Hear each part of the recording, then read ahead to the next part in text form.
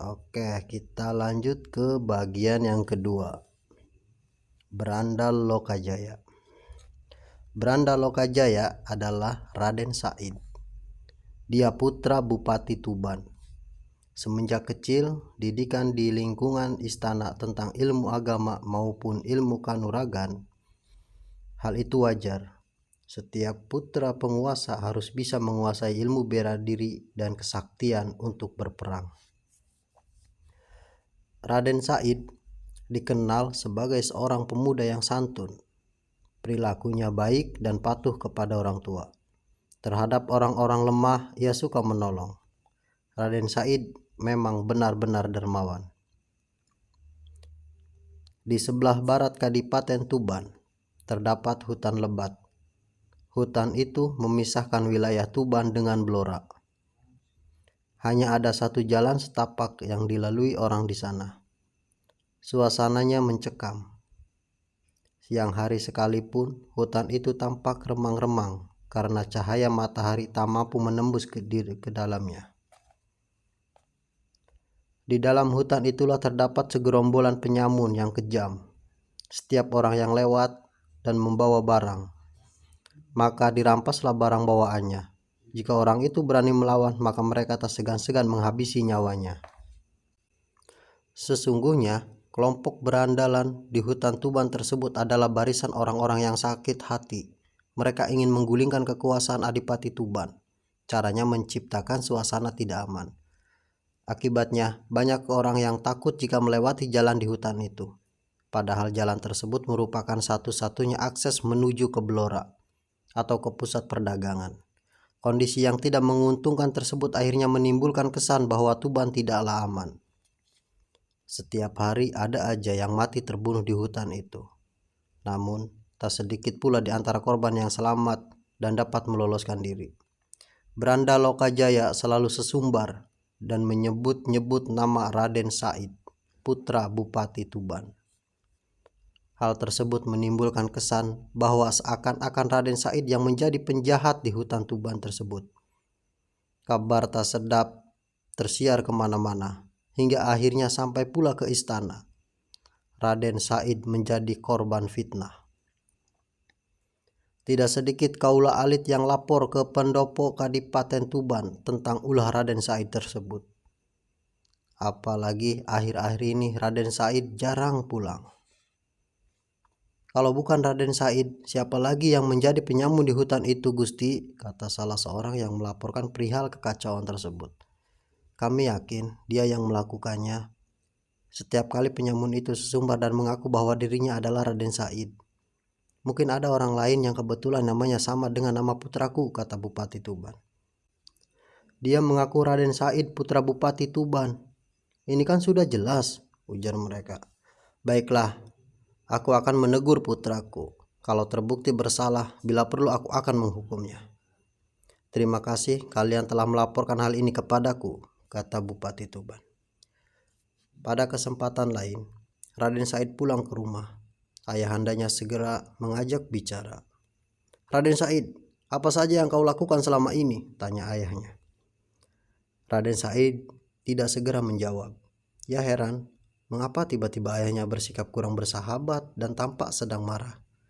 Hai Raden Said, apa kau tuli? Bentak Bupati Tuban. Tidak Romo, jawab Raden Said.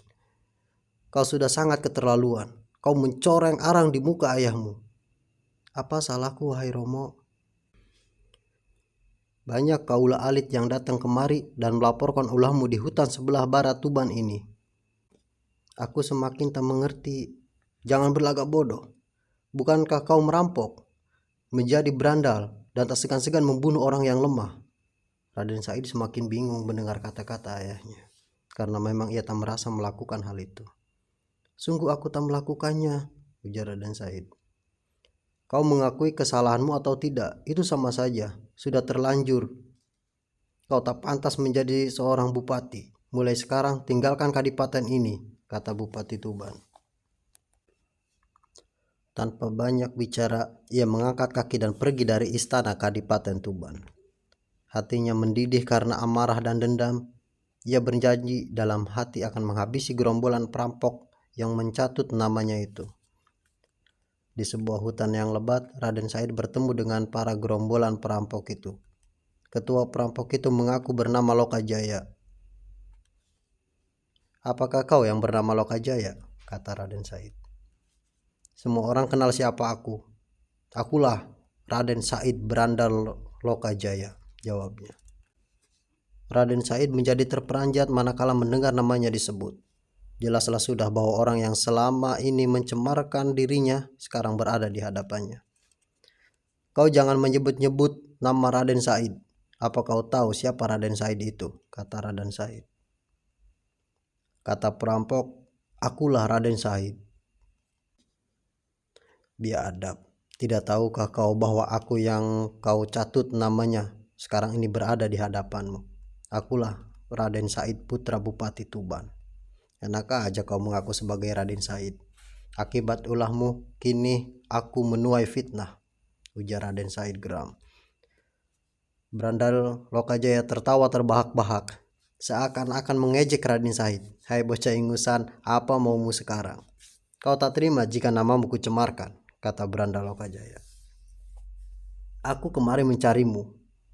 Kalau sudah ketemu kuhabisi nyawamu," kata Raden Said. Mereka bercekcok mulut hingga akhirnya bertarung. Masing-masing mengadu kesaktian olah kanuragan masing-masing. Akhirnya Berandal Lokajaya tewas di tangan Raden Said. Sementara itu anak buah Berandal Lokajaya menyerah dan tunduk kepada Raden Said. Raden Said tidak mau keluar dari hutan itu. Ia sekarang menggantikan kedudukan Berandal Lokajaya, menjadi perampok dan merampas harta orang-orang yang kebetulan lewat di hutan itu. Bedanya hasil dari rampokannya dibagi-bagi kepada rakyat yang miskin yang ada di tepi hutan. Sedangkan yang menjadi korbannya tidak semua orang, melainkan hanya orang-orang yang kaya, yang pelit, pejabat negara yang korup. Suatu ketika melintaslah seorang lelaki berjubah. Rambut jenggotnya sudah memutih. Lelaki itu tidak membawa apa-apa kecuali tongkat sebagai penyangga jika ia berjalan. Namun Raden Said menghentikannya. "Berhentilah Patua, hendak kemana kau?" sapa Raden Said. Orang berjubah itu tampak tenang, tak gentar sedikit pun. Ia menghentikan langkahnya. "Adakah keperluan sehingga engkau menghentikan langkahku, wahai anak muda?" tanya orang tersebut. Raden Said tak segera menjawab. Pandangan matanya tertuju kepada kepala tongkat yang dipegang orang berjubah itu. Tiba-tiba orang tua berjubah itu tersenyum, seakan-akan tahu isi hati Raden Said. "Kau menginginkan tongkat ini?" tanya orang itu. "Berikan tongkat itu kepadaku," kata Raden Said. Orang tua tersebut tertawa. Setelah puas menertawakannya, barulah berkata, "Apa yang kau inginkan dari tongkat buruk ini?" "Aku tertarik dengan kepala tongkat itu," kata Raden Said. Sekali lagi Patua terkekeh-kekeh seraya berkata, "Rupanya kau cerdik dan tahu kalau tongkat ini berkepala emas. Tapi percuma saja, emas ini hanya sekepal tangan." "Berikan segera kepadaku," pinta Raden Said dengan agak memaksa. "Ku bilang percuma saja, emas ini hanya sedikit. Jika kau ingin lebih banyak, maka ambillah emas itu," kata Patua seraya menuding sebuah pohon aren. Dengan penuh keajaiban, buah aren itu pun berubah menjadi emas. Raden Said terperanjat. Lama ia tercengang seakan-akan hilang kesadarannya. Matanya terbelalak, tak berkedip memperhatikan pohon aren berbuah emas. "Daripada kau meminta tongkatku, lebih baik kau petik buah emas tersebut. Tentu lebih banyak, bukan?" ujar Patua sambil terkekeh-kekeh. Seketika itu Raden Said menjatuhkan tubuh dan tersimpuh di kaki orang yang hendak dirampok tersebut. "Maafkan aku, Patua. Siapakah sesungguhnya engkau ini?" tanya Raden Said. "Orang menyebutku Sunan Bonang." "Oh, Kanjeng Sunan, maafkan kesalahanku," Raden Said merengek-rengek. "Bangunlah, siapa namamu, nak?" tanya Sunan Bonang. "Aku Raden Said, putra Bupati Tuban." "Putra Bupati Tuban?" tanya Sunan Bonang. "Benar," jawab Raden Said. "Mengapa kau sampai merampok dan berbuat tidak terpuji?" tanya Sunan Bonang. Raden Said kemudian menceritakan segala sesuatu yang dialaminya. Setelah mendengarkan ceritanya, Sunan Bonang menjadi maklum. "Berhentilah dari perbuatan burukmu. Meskipun kau sakit hati terhadap Lokajaya, tetapi tindakanmu ini tidaklah benar, kata Sunan Bonang. Ya, aku akan berhenti. Aku ingin menjadi murid Kanjeng, sehingga bisa menimba ilmu agama dan ilmu kebijaksanaan, kata Raden Said. Tidak mudah menjadi muridku. Apapun yang Kanjeng Sunan perintahkan kepadaku, aku siap melakukannya, kata Raden Said. Apakah kau sanggup menjalankan syarat-syaratnya? Sanggup, ujar Raden Said. Sunan Bonang tak segera bicara. Ia tampak sedang berpikir. Aku tak bisa berlama-lama di tempat ini, ujarnya. Aku hendak ke timur, ke Gresik, jawab Sunan Bonang. Bolehkah aku ikut? Jangan, cegah Sunan Bonang. Kalau kau ingin menjadi muridku, maka tunggulah di sini sampai aku kembali. Sampai berapa lama Kanjeng Sunan kembali ke sini lagi? Aku tak bisa menentukan. Baiklah, jawab Raden Said. Tunggulah di tepi sungai ini, duduklah dengan tenang dan penuh konsentrasi layaknya orang bertapa. Koreksi semua kesalahan yang pernah kau perbuat dan bertobatlah kepada Tuhan. Jangan sekali-sekali kau meninggalkan tempat ini sebelum aku kembali. Demikian pesan Sunan Bonang. Sesaat setelah itu orang berjubah tersebut melangkah pergi.